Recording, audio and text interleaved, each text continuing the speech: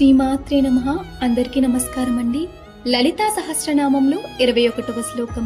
సర్వారుణ అనవద్యాంగి సర్వాభరణ భూషిత శివకామేశ్వరాంకస్తా శివ స్వాధీన వల్లభ. భావం: సర్వము అరుణవర్ణంగా భాషించును, వంక పెట్టుటకు వీలులేని అవయవములు కలది, సమస్తమైన నగల చేత అలంకరింపబడింది, కామస్వరూపుడగు శంకరుని యొక్క తొడయందున్నది, వ్యక్తమైన శివుని రూపము కలిగినది, తనకు లోబడిన భర్త కలది. ఒక్క నిమిషం కళ్ళు మూసుకోండి. అమ్మవారి దివ్య రూపాన్ని మనసులో ఊహించండి. ఆమె శరీరం మొత్తం అరుణకాంతితో ప్రకాశిస్తోంది. ఆమె రూపంలో ఎటువంటి లోపం లేదు. ప్రతి భాగం పరిపూర్ణ సౌందర్యంతో నిండిపోయి ఉంది. ఆమె అన్ని ఆభరణాలతో అలంకరించబడి ఉంది. ఇప్పుడు ఆమెను చూడండి.